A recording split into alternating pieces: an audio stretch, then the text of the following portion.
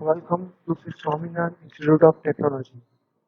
You are watching the video lecture series of Environmental Science, and today we are going to discuss about the chapter 1, Introduction to the Environment.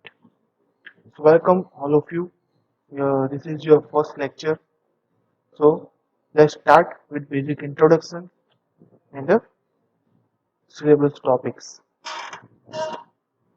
Actually आप लोगों ने first lecture में ही syllabus देख चुके हो.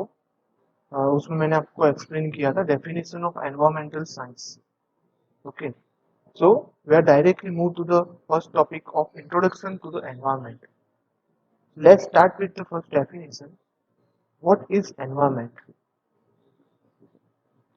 So here you can see on your screen that the external surrounding and condition which is directly or indirectly affect the living organisms, or environment is sum total of water, air and land, interrelationship among themselves and also with the human beings, other living organisms and properties. So ये क्या कह रहा है आपको? Environment क्या है? तो हमारे आसपास, हमारे सराउंडिंग में जितनी भी चीज है जो डायरेक्टली या फिर इनडायरेक्टली जो भी लिविंग ऑर्गेनिजम्स है उसके ऊपर कुछ ना कुछ प्रभाव पाड़ती है, ठीक है, तो उसको हम एनवायरमेंट कहते हैं. या फिर environment is sum total of water, air, land and interrelationship among themselves. मतलब वाटर, एयर और लैंड, ठीक है, जल, हवा और जमीन, उन सबका इंटर रिलेशनशिप जो ह्यूमंस के ऊपर बढ़ रहा है और अदर जो भी लिविंग ऑर्गेनिजम्स है, जैसे कि अपने एनिमल्स हो गए, जीव जंतु हो गए, पेड़ पौधे, एवरीथिंग, ठीक है, जिसमें हम कहते हैं कि प्राण है, ऐसे हर एक चीज के अंदर जो हवा, पानी और जमीन का एक रिश्ता जुड़ा हुआ है उसको हम एनवायरमेंट कंडीशन करते हैं, ठीक है.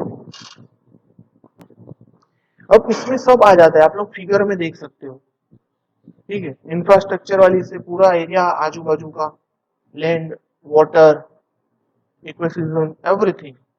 Clear? It is your environment.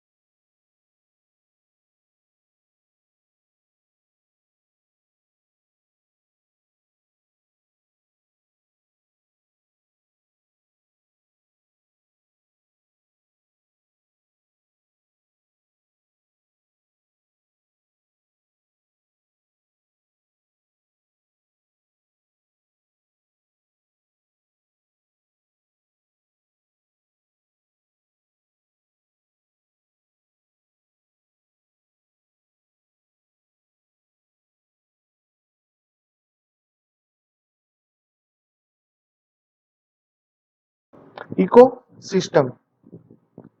So what do you mean by ecosystem? Ecosystem is made up of two words, eco and the system.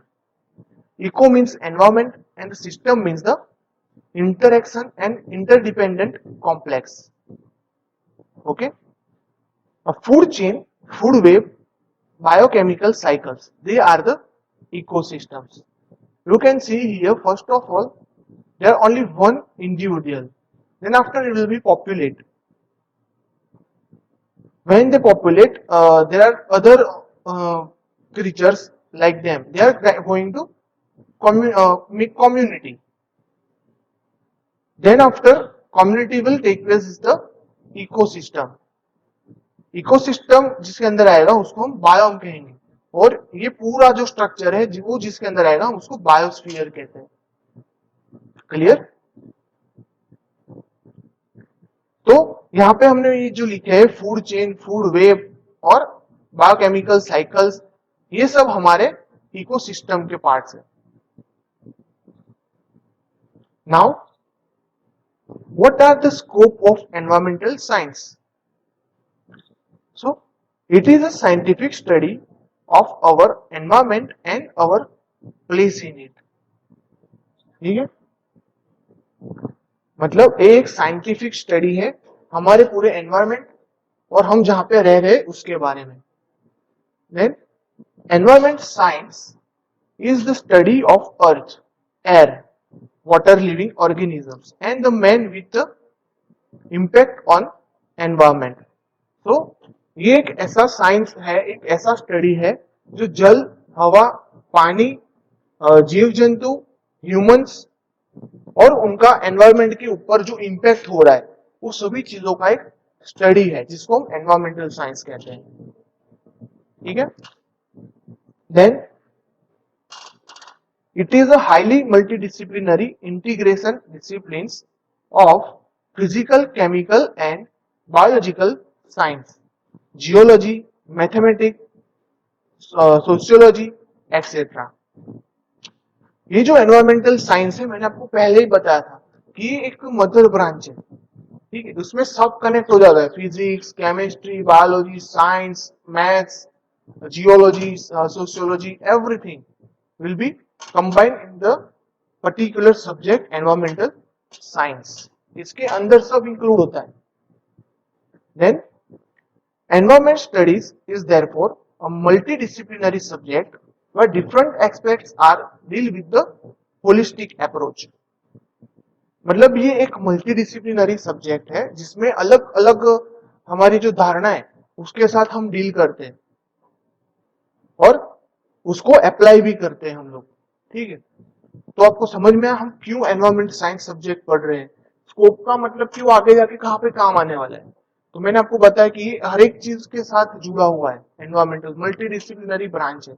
आप कोई भी इंजीनियरिंग की ब्रांच ले लो, मेडिकल ब्रांच ले लो, आर्ट्स ले लो, कोई भी चीज ले लो, कहीं ना कहीं उसके अंदर एनवायरमेंट काउंट होता ही है. ठीक है? तो जब हम एनवायरमेंट क्या कहते हैं, कोई भी इंजीनियरिंग में अभी आप लोग एडमिशन लिया है तो आप आगे जाके कोई भी चीज करोगे तो सबसे पहले कौन सी चीज ध्यान में रखने वाले, रिसर्च करो, एनालिसिस करो, सबसे पहली चीज आएगी एनवायरमेंट, कि वो एनवायरमेंट को हम तो नहीं कर रहे ना, कैसे मैं एनवायरमेंट को यूजफुल रहे ऐसी कोई इन्वेंशन करूं या फिर ऐसे कुछ काम करूं. ये सब चीज आपको पहले से ध्यान में रखनी पड़ेगी और इसीलिए ये बेस सब्जेक्ट है हमारा. जब हम इंजीनियरिंग में लेते हैं फर्स्ट सेम में हम इसको पढ़ते हैं, तो आगे के सेमेस्टर में अगर आप सिविल में जा रहे हो, मैकेनिकल में जा रहे हो, इलेक्ट्रिकल में जा रहे हो, फिर कंप्यूटर में जा रहे हो या फिर कोई भी ब्रांच में जा रहे हो, तो वो आपको आगे जाके ध्यान में रहे कि मुझे जो भी मैं काम करूंगा वो एनवायरमेंट को ध्यान में रख के करना है. ठीक है? एनवायरमेंट को हार्म पहुंचे ऐसा कुछ भी नहीं करना है. ठीक है? तो वो ध्यान में रख के हम इंजीनियरिंग में एडमिशन आगे जाके काम करेंगे. क्लियर? नेक्स्ट टॉपिक है आपका components of the environment. So basically there are you can see on your screen there are components. Environment has divided three types: a biotic, abiotic, or other one is a systems, ecosystems, right? So what is biotic mean? Biotic mean it will living components, right, which require oxygen to live. That is called a biotic. Abiotic means non-living components. Clear? And the ecosystem has generated atmosphere, hydrosphere, lithosphere and biosphere. There are total 4 spheres main. You can see it on your screen: atmosphere, hydrosphere, lithosphere and biosphere. चारों के चारों हमें आगे जाके study करने हैं. सो चलो हम आगे एक एक करके जितने भी स्पीयर है उनको समझते हैं. So first component of the environment, atmosphere.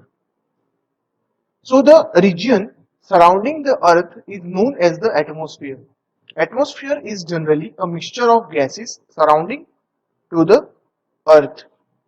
मतलब जो भी अर्थ का रीजन है, अर्थ के साथ सराउंडिंग में जो भी रीजन है, हम उसको एटमॉस्फेयर कहते हैं, जिसके अंदर जनरली हर एक गैसेस इंक्लूड हो जाते हैं जो अर्थ की सराउंडिंग में है.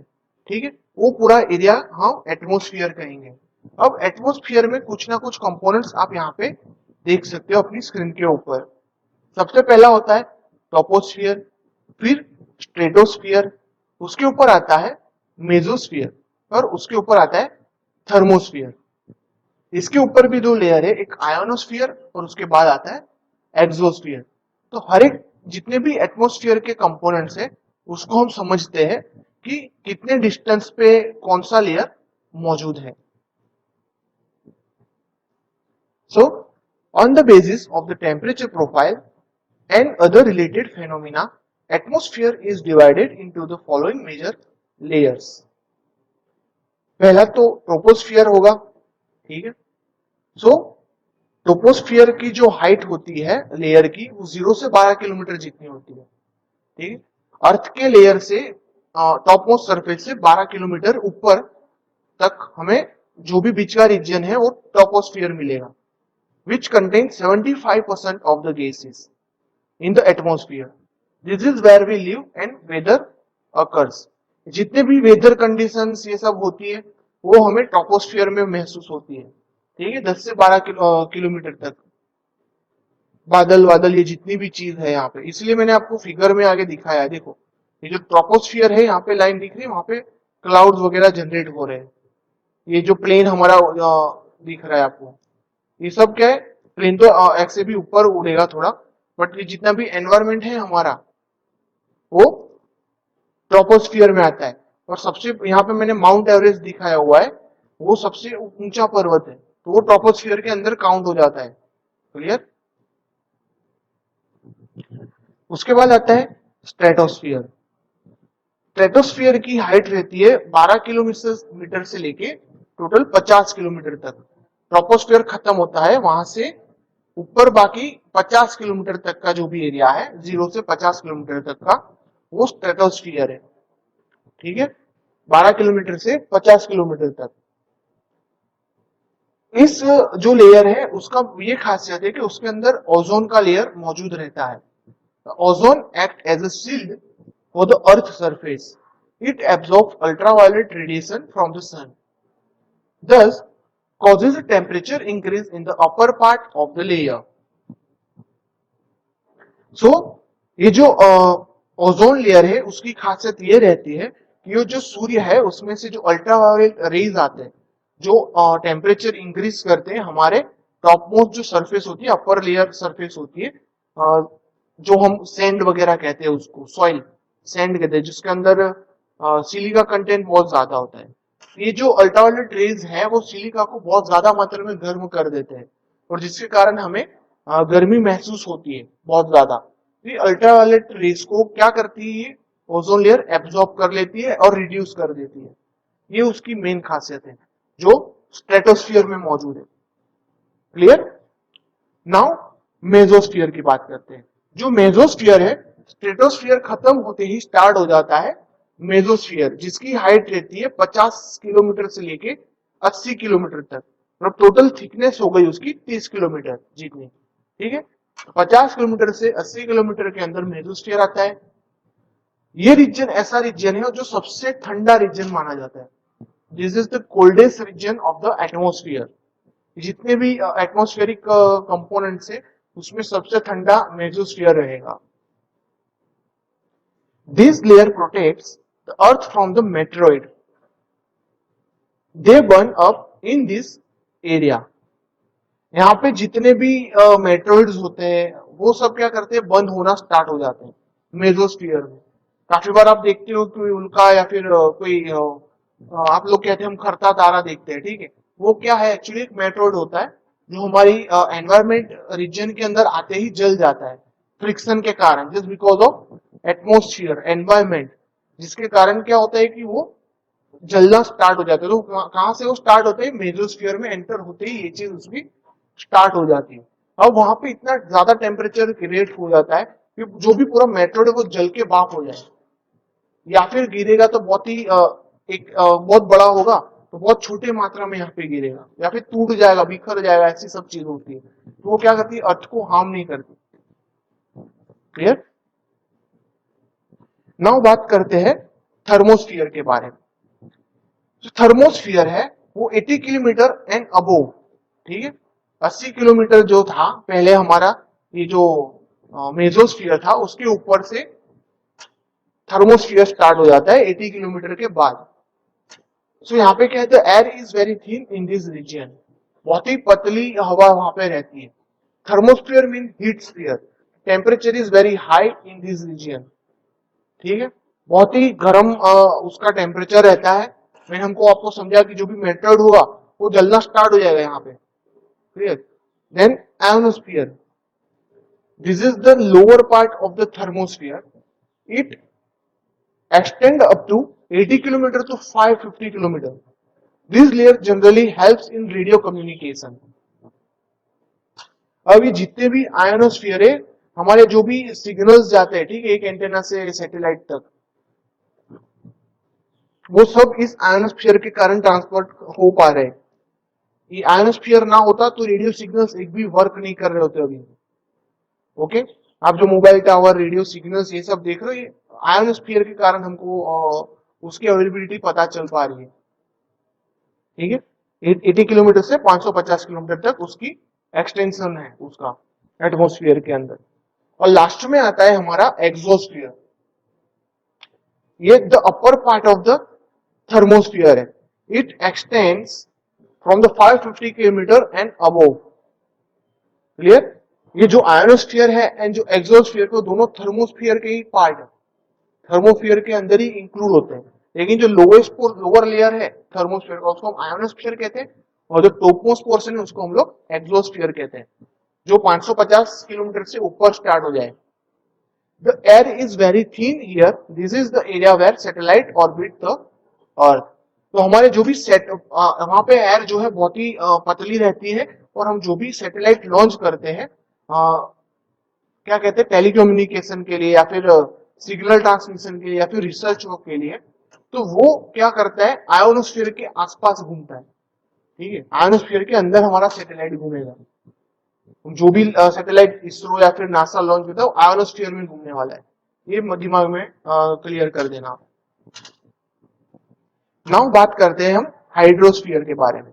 हाइड्रोस्फीयर आप देख रहे हो वर्ड हाइड्रो, हाइड्रो मतलब वाटर, ठीक है। उसके रिलेटेड जो भी टर्म आएगी हम उसको हाइड्रोस्फीयर कहेंगे। मतलब hydrosphere is a fact water environment, ये टोटली वाटर के ऊपर डिपेंड करने वाला एनवायरमेंट है। About 70% of earth is covered by the water. इस सब आपको पता ही होगा कि 17% हमारी अर्थ पानी से कवर रहती है। Water is available in seas, ocean, lake, river, glacier, etc. It is estimated that the hydrosphere contains about 1360 million cubic kilometer of the water, out of which 97% is in ocean and 2% is in sea, glacier and ice caps, while remaining 1% is the fresh water in available for the human consumption. मतलब ये जो total 1360 million cubic kilometre का जो पानी है उसमें 97% तो वो खारा पानी चला जाता है, समुद्र का पानी खारा पानी होता है वो। बाकी 2% में ग्लेशियर आइस वो सब में कंज्यूम हो जाता है, और रहता कितना है, सिर्फ 1%। आज हम जो भी पानी, जितने भी हम करोड़ों की संख्या में ह्यूमंस है और जो पानी पी रहे, इंसेक्ट्स लेके एनिमल्स से लेके जो भी पानी पी रहे, वो सब क्या है, सिर्फ 1% वाटर है। हम 1% पानी को कंज्यूम कर पा रहे हैं, बाकी 99% पानी तो कहीं ना कहीं स्टक हो चुका है। क्लियर? सो हाइड्रोस्फीयर ये था जो पानी से डील कर रहा हो. Now lithosphere. The upper layer, uppermost part of the earth crust is known as the lithosphere. आप अर्थ देख रहे हो यहाँ पे अलग अलग लेयर है उसके ऊपर. ये टॉप मोस्ट लेयर है. धीरे धीरे धीरे अंदर जाओगे आप तो उसके अंदर जो अपर टॉप मोस्ट पार्ट है ये अर्थ क्रस्ट का, उसको हम लिथोस्फीयर कंसिडर करते हैं. ठीक है, सबसे टोच का part. Lithosphere include soil and its particles, rock, metal etcetera. Soil, particle, rock, metal etcetera सब लिथोस्फीयर के अंदर इंक्लूड हो जाता है. Lithosphere plays an important role as in not only produce the food for humans being and animals but also the decomposition of organic waste is carried out by the host of microorganism in the soil. तो ये जो खाना बनता है, जो हम लोग पेड़ पौधे होते हैं, ठीक है, जो भी वेजिटेबल्स हम लोग इरिगेट करते हैं और जो भी मटेरियल डिकम्पोज होता है, ये सब चीज होती है अपने लिथोस्फीयर के अंदर. लिथोस्फीयर के बाहर ऐसा चीज नहीं हो पाएगा. डिकम्पोजिशन स्टॉप हो जाएगा, गर्म होने के कारण नहीं हो पाएगा वहां पे. ठीक है, ये सब चीज होती है हमारे लिथोस्फीयर के अंदर, तो उसका स्टडी भी करना हमें अनिवार्य रह जाता है. उसके बाद आता है biosphere. So the life supporting metal of the earth extending from few kilometre into the atmosphere to the deep ocean is known as the biosphere. So the region of the earth why life exist is known as the biosphere. मतलब क्या कहना चाहते हैं, जो ocean से deep लेके हमारा जो एटमॉस्फेयर के फ्यू किलोमीटर तक का जितना भी रीजन है, ठीक है, उसको हम बायोस्फीयर कहते हैं. मतलब ऐसा नहीं है कि जितने भी स्फीयर है वो सब इंक्लूड हो जाएंगे उसके अंदर. थर्मोस्फीयर, स्ट्रेटोस्फीयर, मेसोस्फीयर, एक्सोस्फीयर, जहां पे हम लोगों को ऑक्सीजन मिल रहा है, हम लोग जीवित रह पाते हैं. हम नहीं तो जैसे कि बाज वगैरह है, हम हिमालय के ऊपर चलते तो भी हमको सिलेंडर लेके जाना पड़ता है ना, क्योंकि वो हाइट बहुत ज्यादा हाइट पे और हमारी थीन होती जाती है जो हम सांस लेते हो. और जमीन के अंदर भी हमको स्क्यूबा डाइव करना पड़ता है. बट वहां पे जो लिविंग ऑर्गेनिजम्स तो ऑलरेडी मौजूद है, जो फिश वगैरह होती है ना, वो मौजूद है, तो वो भी काउंट हो जाएगा. फिर हम लोग जहाँ पे रह रहे वो, और आकाश में आप देख सकते हो बाज बहुत ज्यादा किलोमीटर डिस्टेंस तक जा सकता है. वो जहां तक जा सकता है वो सभी रीजन को हम बायोस्फीयर कहते हैं, जहां पे लिविंग ऑर्गेनिजम्स एग्जिस्ट कर पाए. ठीक है, वो पूरा एरिया मेरा बायोस्फीयर कहलाएगा, जहां पे हम सांस ले पाएंगे और ग्रो कर पाएंगे.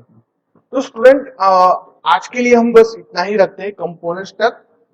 नेक्स्ट लेक्चर में हम नए टॉपिक के साथ आप लोगों को मिलेंगे. ठीक है, तब तक के लिए आप लोग सेफ रहे अपने घर पे.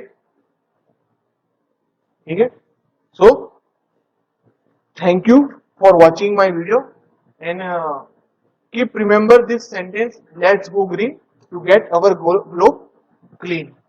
Thank you.